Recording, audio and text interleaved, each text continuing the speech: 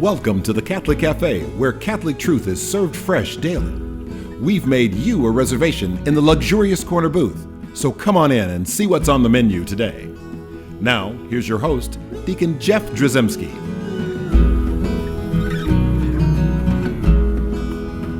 Greetings and welcome to the Catholic Cafe. I'm Deacon Jeff, sitting in the luxurious corner booth of the Catholic Cafe. And of course, Thomas Patrick Dorian. Hello. Number 588888. So glad you're here, Venerable Tom. Thank you. And then, Thanks of for course, having we me. have Ziggy Rodriguez. That's me. Sam is here with us. And so the band is back together. And How's the car? Oh, Marvin's car. You know what? He. It's Marvin. no, it's a long story. We're not going into Marvin's car. So, although you've been in Marvin's car many times, or he's been in your car, actually, as you carrying him around. Marvin needs a new car. Anyone who wants to donate a car to Marvin. It's tax deductible, I guess, I suppose. I don't know. Anyway, let's not go there. We're wasting time. Valuable time. In fact, I would rather, if I'm going to waste time, I'll waste time just in appreciation for someone named Kolana. And she sent a nice email to us. She was listening to the podcast on the family, the parenting that we've been doing here in our summer of holy matrimony, and she just liked the thing. She came upon it, and she's a listener now, and she said nice things about us. And then she also, in her email, told me about she has a owner and designer of the Shower of Roses shop. So the Shower of Roses shop, you can find that. I guess you just Google that. She sent me a link, but she does Catholic-inspired gifts and cards. I looked, and there's some like really beautiful traditional art and stuff, holy cards, some old-style stuff, some new stuff, beautiful things that she designs and does. But anyway, it's a Shower of Roses shop, but it's spelled S-H-O-P-P-E. It's the fancy spelling. Oh. Yeah, so just be sure, to say it with a British accent too. Yes. Shoppy, Anyway, Shower of Roses shop. And anyway, so if you send me a nice email, I will push your business right here on Catholic As long as you Cafe. say something nice. They call that payola. What is that called? But anyway, no, just a nice email. She was very appreciative and said, thank you again for your inspiring and entertaining broadcast. And it's like, well, thank you That's nice. for those words of affirmation. So I just wanted to say hi to Kolana and thanks for listening. Hope you listened to that. Yeah. And you get excited by the fact that we acknowledged your fine email. Send us an email, deaconjeff@thecatholiccafe.com. I'd love to hear from you. Now, we only have two more of these shows on Holy Matrimony. Only two more, and so it's been a wild ride. Summer's come to an end. There's pumpkin spice in all of the stores now, so it's time for the fall to hit us, and take us on to other things. But summer's kind of coming to an end or has ended, and here we have just the last two shows we're going to do on the summer of holy matrimony. And today we're going to talk about something that ends up people think is the reason why everyone gets divorced, and that's money. We're going to talk about like marriage and money, finances in a marriage. And, a lot of people come into this. I do want to address that issue where people say that this is the reason why the biggest reason for divorce is or trouble in marriage is because of the finances. It's actually not the biggest reason. The biggest reason is how you deal with the finances, right? It's the communication. It's not communicating about the finances. That's where the problem is. I saw a tweet once that I'm paraphrasing this, but it said, in every marriage, you got one partner who's carefully looking after the finances, watching after every penny. Then you have another partner who's living the best time of their lives. That's exactly. I highly recommend marriage. And the other's going like, this is a tough job. It's like, well, sorry. I think I'm the one that's really enjoying marriage at the time of my life, probably. So, a lot of people come into marriage, especially our young folk who are getting married and they are, they're just madly in love, right?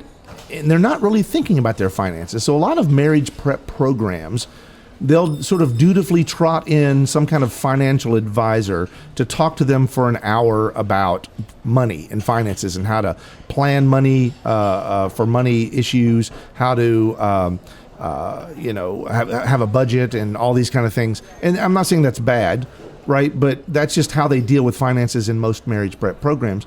But of course, in mine or in ours, what we're talking about here in the Catholic Cafe in the Summer of Holy Matrimony, we are this whole thing. There's the one theme that goes throughout all of the programs. I think 16 that we've done is essentially one flesh. That you're in a one flesh relationship. That everything that happens in your marriage, it all is the one driving theme through the whole thing is one flesh, and finances is no different.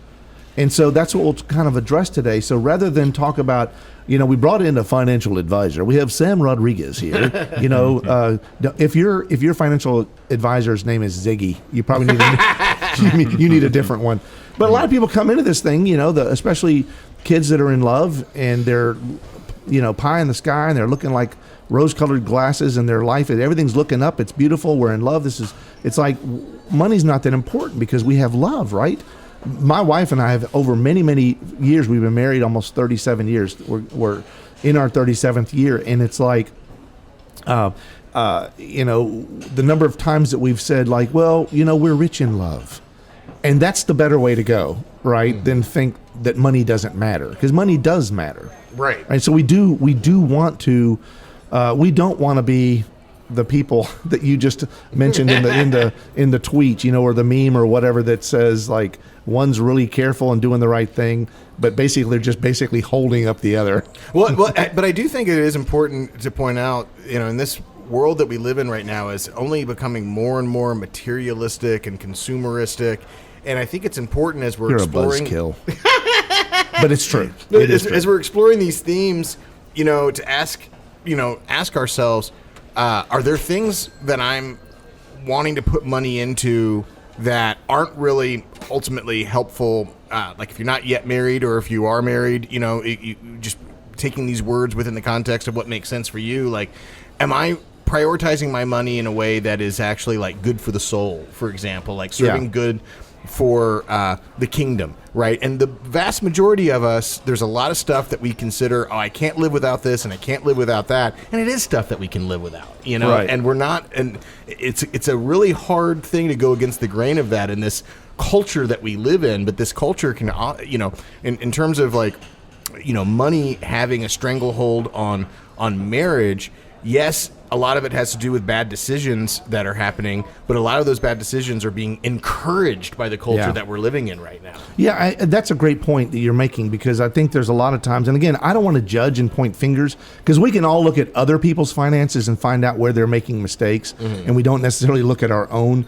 But when I hear people like younger folks thinking like, well, we want to get more financially stable before we have kids or whatever, or we're going to limit the size of our family because we don't have enough money. And then you can kind of go through and look and go like, well, if you got rid of Netflix, you could have another kid. And I'm not saying it's that simple, but the reality is, what we're spending and what we choose to spend money on. Now, I'm not saying that everyone should do nothing but have money towards building their family. But ultimately, kind of what you're talking about there, Sam, is like essentially we need to be building up the kingdom. And that includes our family and living the one flesh relationship.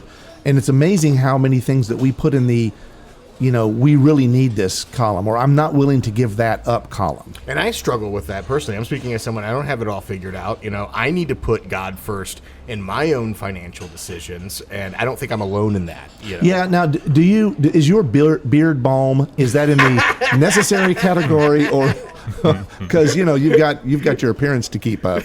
There, that's a nice beard you have there. Thank you. So there is a well-known financial planner dude, a Christian, and if I use two different words like financial and peace together, you know who I'm talking about. It's Dave Ramsey, and he's got a wonderful program, with financial peace, and it's kind of like a copyrighted, show and books and everything, and it's good stuff.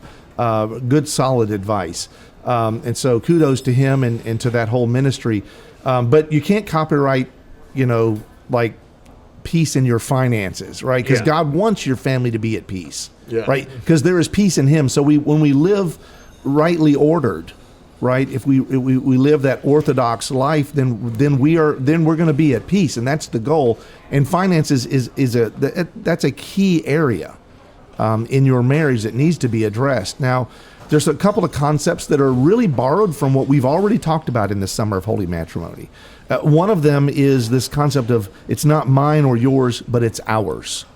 That's the first thing that people need to understand. No matter what you bring to the marriage, right? You're going to have your own. You're going to have your own toaster, your own TV. Like living as a bachelor, right? As guys, we would now. A lot of times our wives don't want that, that set of bullhorns that we have on the wall, or that big Jack Daniels barrel, centerpiece in the middle of our beer can collection. Our beer can collection, which is, anyway. It's not going in the bedroom. No, those are the things that they aren't necessarily assets, but there are a lot of things. Like we do have money, right? We bring money to the marriage, and it's no longer our money. Right. It's not longer my money; it's our money. I guess you'd say. It's like when I say our, I mean as guys we bring things, right? As the ladies also bring things. It doesn't belong individually. It's now all that money goes into one big pot, right? The one flesh pot. That's all of it has to be done there. All of it has to be placed there. And the sooner you start thinking in terms of ours, in terms of a couple, of one flesh, of a marriage, then the better and the less stress there's going to be. Because now even if one brings $1 million and one brings $1, well, you've got $1,000,001 now, right? And you have to look at it that way. And the person who had $1 million does not go like, well, I get, 1 million times more decision-making power. That's not the way it works. It's no longer your money or my money. It is our money, right? Or our asset. So we may have separate cars. And we still get, we get in the habit of saying your car and my car, because I typically drive the Honda Civic that my mother, gave to me, and it's got 159,000 miles. That's my car, right? That's my car because I drive it. But really, in our relationship, it's our car, right? But whatever I make when I'm in my employment, whatever my wife makes, that's our money. It all goes into the same pot, and whether I make more or less than her doesn't matter. Right. So this yours, mine thing doesn't work anymore, and it can't work because that becomes an enemy to the one flesh, right? That's where when we separate things and define them and put labels on them, don't touch that, that's mine, that's a problem, right? And we don't want to take that to extremes.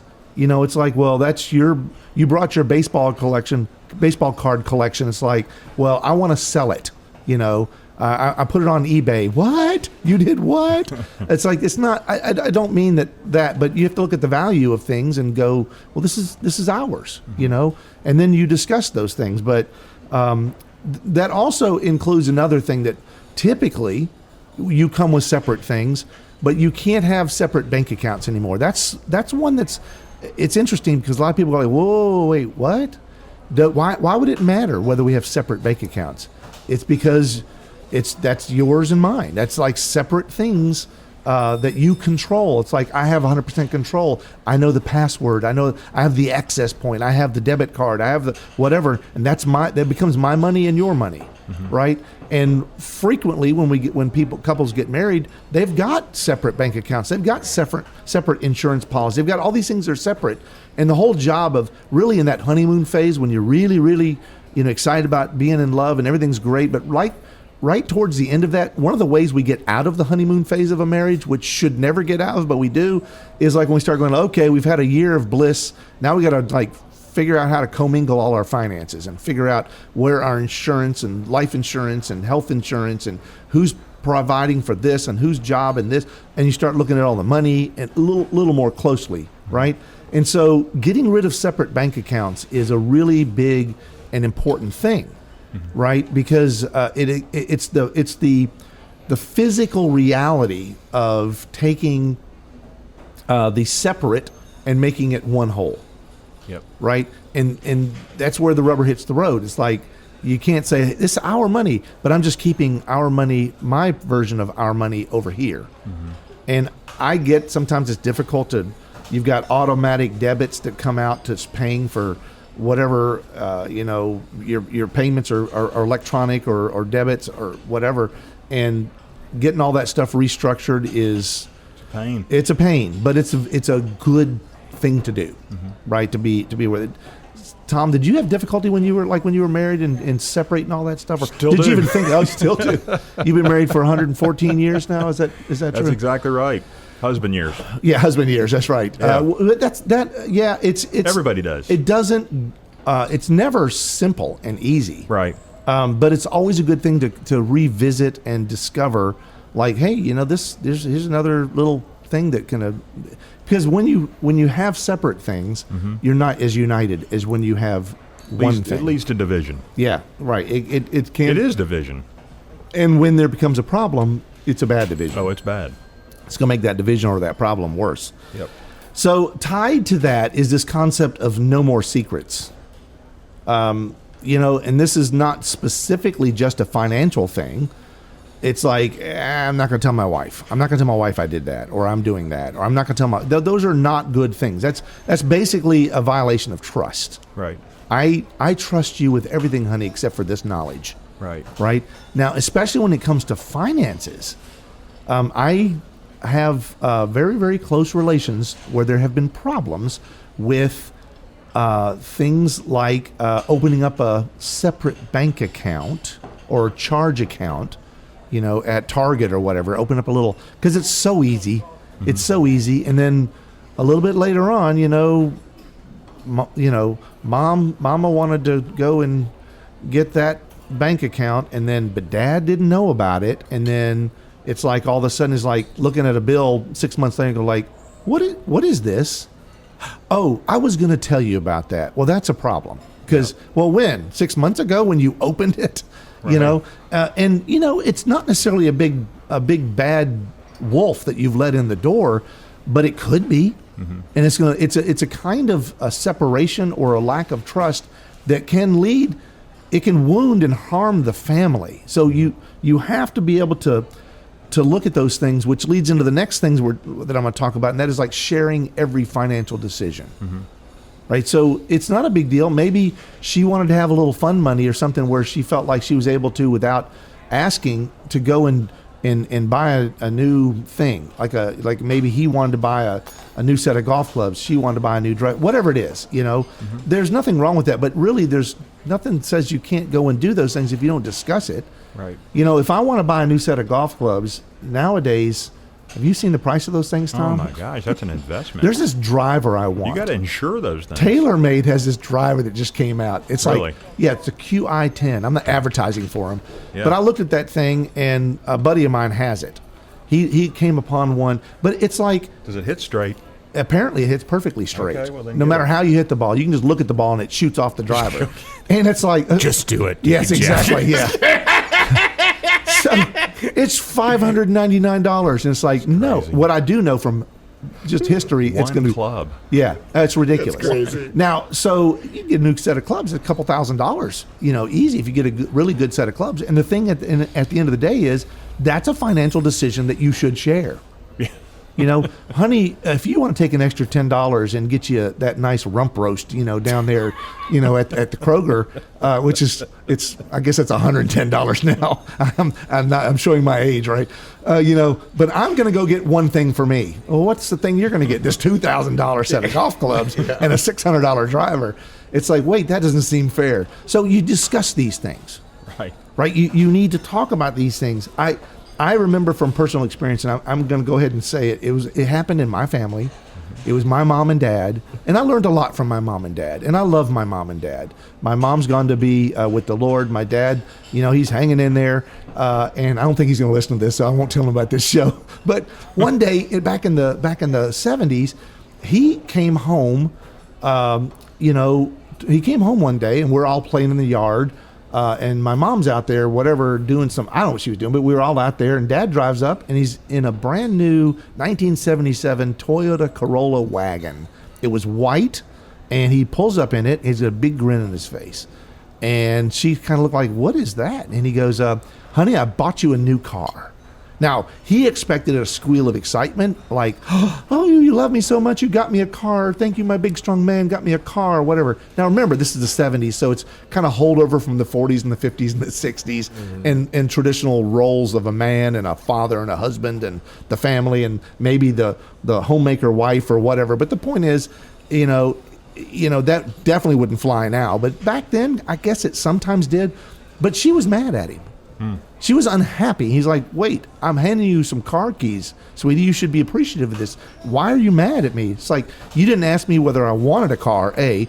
B, whether I'd want a wagon. C, what a white wagon? You got me a white car, And it's like, I don't, what are you thinking, right? And the truth is, it was like, it taught me as a younger man, a major financial decision is getting made by the family, not just by one member. So this can be problematic. So every major financial decision you make in your, should we move for my job? Should we move for your job? What should we invest this money, or should we put it in savings and just hold on to it as sort of a rainy day fund? How much should we put in there? Do the kids really have to have private school? These are decisions that are big, that are impactful to the family, and they're part of this one flesh relationship. And having a true one flesh relationship involves saying, let's sit around, let's talk about this, right? Let's spend time. We can agree about it, we can disagree about it, we can argue about it, in a positive way. We can agree to disagree, but at the end of the day, we make a decision that we're both unified in that decision. And even if you're both wrong, you're wrong together as one flesh, right? So there's something to be said about trusting the other and not suddenly like bestowing upon them gifts. I don't know that I know this, but maybe my dad bought himself something really nice, back then at the time, so he could justify that he bought her a car. I don't know how that worked. I bet your mom wasn't a big fan of those December to Remember commercials, No, none of those things. And we never had something with a big red bow on it on Christmas morning that Santa left in the driveway. Right. But that's all good stuff. But here's the thing, the truth is my parents got divorced in their 25th year of marriage, which is very sad. And that taught me a lot too.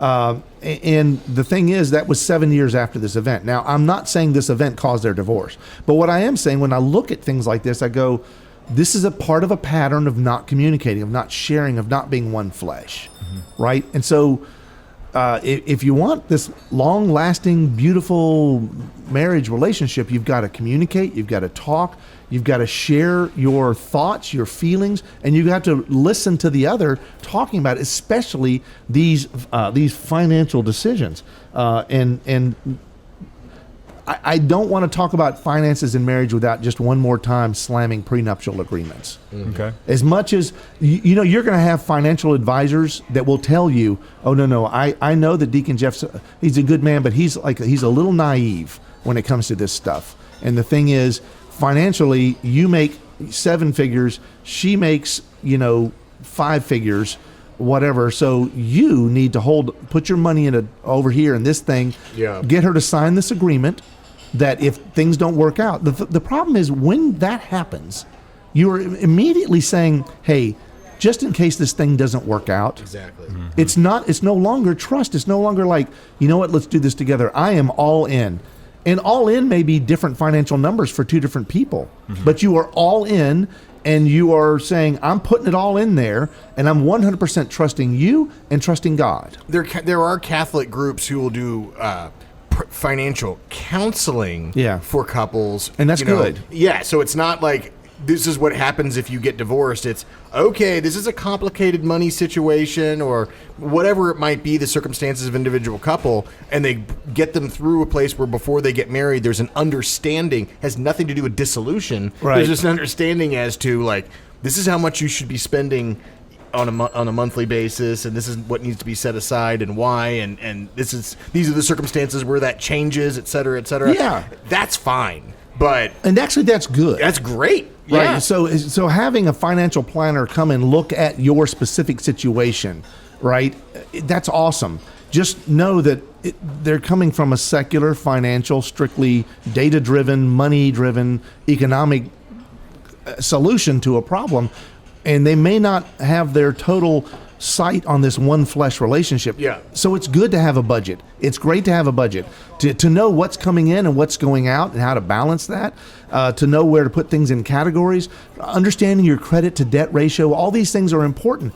Now, at the same time, it's okay if both people don't want to be involved in getting a HELOC, the home equity line of credit, and going like, well, it's like, look, I trust her or I trust him with those decisions. I'm okay with that. At least you've talked about it, and you're not, it's not happening in secret, right? You're actually doing these things. And so having a financial plan together and working on those things and not waiting until the end of your lifetime to figure those things out, those are great things. Mm-hmm. Just know everything has to work within the one flesh relationship. Yeah, the line to draw is you can't say, well, but this is what we do if we get divorced. Oh yeah. That's a bad line, because that's setting yourself up for failure, right? Because you're entering failure into the equation. It's like, no, when we get married, we're not getting unmarried. Mm-hmm. We are getting married. This is a lifelong covenantal relationship, in the same way that God has the chosen people of Israel, and they will always be the chosen people. He married the people of Israel, and he's still married to the people of Israel, regardless of the state or the condition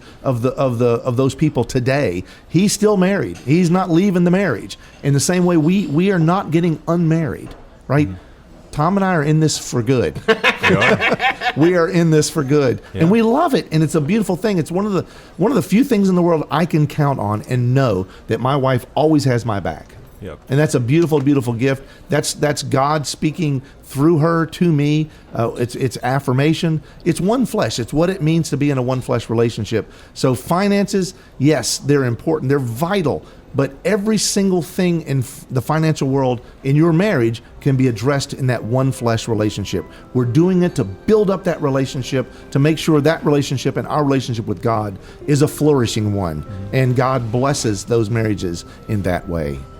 Hail Mary, full of grace, the Lord is with thee. Blessed art thou among women, and blessed is the fruit of thy womb, Jesus. Holy Mary, Mother of God, pray for us sinners, now and in the hour of our death. Amen. Thanks for listening to the Catholic Cafe. If you'd like to contact Deacon Jeff, send him an email at deaconjeff@thecatholiccafe.com. Visit us on the web at thecatholiccafe.com.